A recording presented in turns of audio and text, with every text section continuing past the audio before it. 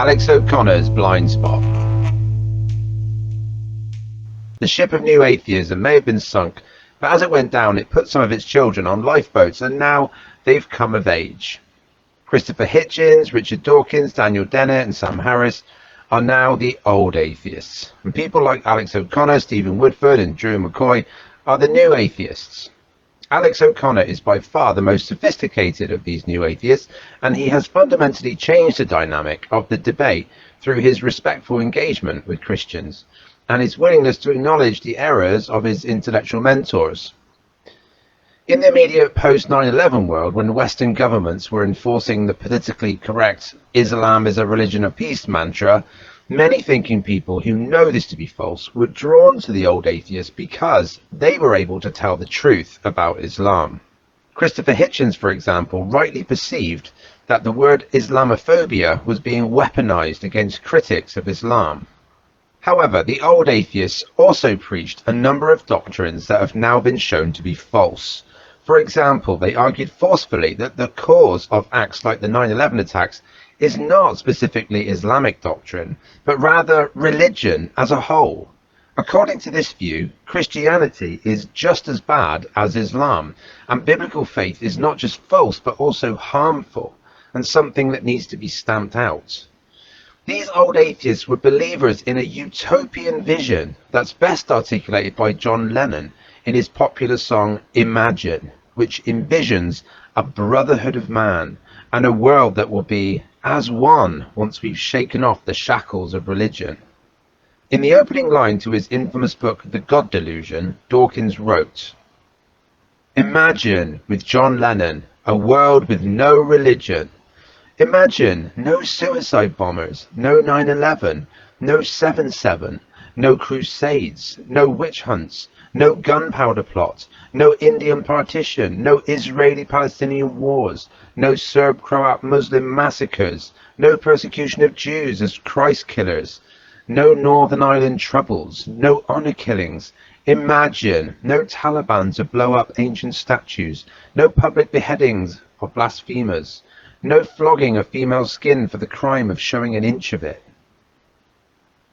This utopian atheism is clearly dead, and it has been killed by what filled the vacuum as religion retreated into the shadows. With no grounding in the Judeo-Christian tradition, a new generation has grown up and invented a new post-Christian morality based on the Marxist and postmodernist doctrines that they've been taught at university. This moral system, which has been reified as wokeism, is the opposite of what atheist utopianism envisioned. It is ignorant, irrational, anti-scientific, and violent. While the old atheists have condemned the new woke mind virus, they have not escaped the conclusion that their project has failed and that they are largely responsible for creating the vacuum in the first place. The world is waking up to the fact that atheists have not made the world better, they have made it worse. While all this has been the writing on the wall for a while now, it was recently given voice by Ayaan Hirsi Ali, the former atheist who recently embraced Christianity.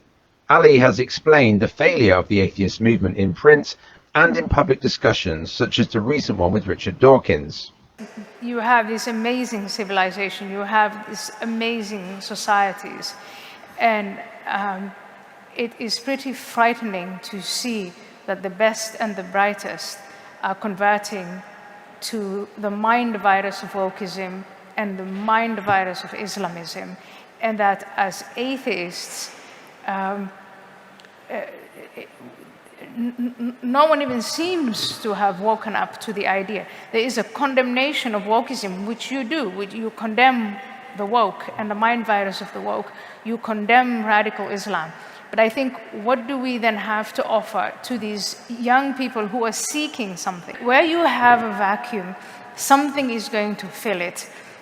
When I realized the damage that I was doing, and I was doing a great deal of damage by equating Islam with Christianity. First of all, it is false. We were talking about truth and falsehood, and not all religions are the same. Religions are different because they come out of different cultures, and grow out of different contexts. So Christianity is not the same as Islam, and I'm guilty of having said, well, all faiths, all perceptions of God are the same and they're equally damaging.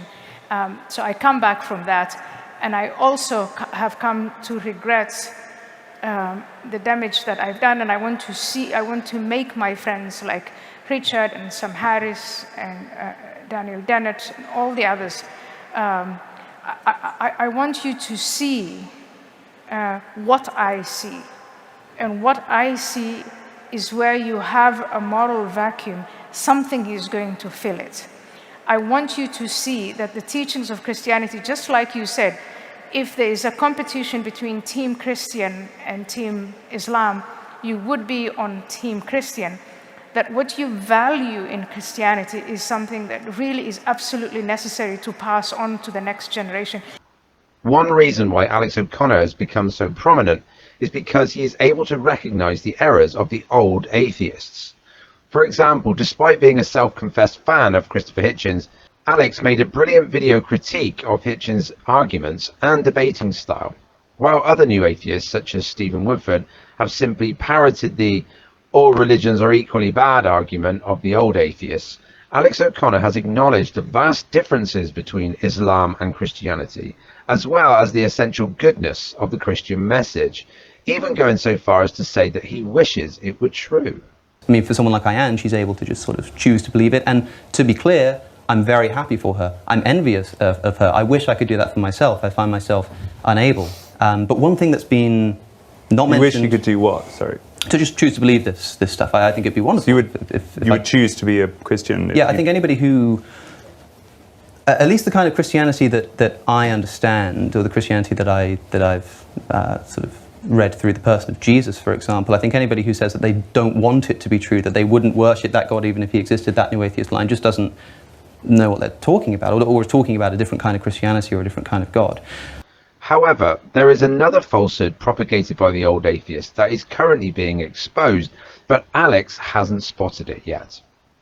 This falsehood is the idea that the evolutionary account of the history of life on Earth is so well established that there is no credible scientific opposition to it. The old atheists devoted much of their time to publicly slandering, discrediting and silencing the main scientific opposition to Darwinism, the intelligent design movement, and they were very successful in this. Their strategy was largely ad hominem attacks on leading intelligent design figures, coupled with the promotion of the lie that intelligent design is really just young Earth creationism in disguise. Anyone who actually read intelligent design books could plainly see that this was false. However, the cultural dominance of the old atheists was so strong that most people just took their word for it. However, all this has changed now. The old atheists have been toppled by figures such as Jordan Peterson, Douglas Murray and Tom Holland, who argue for the essential goodness of Christianity. As a result, intelligent design advocates such as Stephen Meyer are finally getting the opportunity to present their case through friendly podcasters such as Ben Shapiro, Joe Rogan and Piers Morgan. This is Alex O'Connor's blind spot. He has accepted the old atheist claim that evolution is a universally accepted scientific fact opposed only by religious fundamentalists, and as a result he has not engaged with the scientists and philosophers who do oppose it, namely those involved in the intelligent design movement. Alex has made a name for himself by engaging respectfully with some of the best Christian apologists, rather than focusing only on the low-hanging fruit. However, he still seems to be completely ignoring important contributions to the discussion coming from intelligent design advocates, such as Stephen C. Meyer's latest book, The Return of the God Hypothesis. Amazingly, the only video that Alex has made on intelligent design was 7 years ago, and was a response to an unknown YouTuber who didn't even make any intelligent design arguments, suggesting that back then at least, Alex had no idea what intelligent design is. However, it's hard to believe that Alex is still ignorant of the movement, so why is he failing to engage with it? Stephen Meyer is currently doing the rounds talking to all the big thinkers of the day, but Alex is still only engaging with the worst of the young Earth creationists, figures such as Ken Ham. The intelligent design movement offers a well-developed critique of Darwinism, using arguments such as irreducible complexity and specified complexity, and draws together a range of evidences from mathematics, cosmology, biochemistry, geology, and physics to make a comprehensive case against Darwinism and for intelligent design. Why is Alex ignoring this? Why has he not had Stephen C. Meyer on his podcast? Intelligent design is not biblical creationism. It is a set of philosophical arguments for a designer based on a range of solid empirical observations. Here is a sample from a recent interview with Stephen Meyer. When it comes to the information string in the DNA, the contention is basically that given enough time, you run the experiment enough times, and eventually you will end up with an evolution that, and combined with natural selection, it preserves the mutations that are good, and you will end up with something that looks designed even though it is not designed. That mutation over time being preserved by natural selection is enough. Why doesn't that work? There's a mathematical problem, and it's a profound one. My colleague David Berlinski calls it the combinatorial problem, or the problem of combinatorial inflation. Maybe simple analogy, way to get into it. We know from our experience with software code, writing and using it, that the last thing you want in a section of functional software code is a series of random changes to those zeros and ones. If that happens, you're going to degrade the information that's in that code long before you'll ever generate a new software program or operating system. And Richard Dawkins and many, many others, biologists, have acknowledged that what we have in DNA is akin to machine code, or as Leroy Hood puts it, digital code. It's functioning in exactly the same way. So what we've learned from software writing and using is highly relevant to understanding whether or not the mutation selection mechanism could generate conceivably or realistically new information.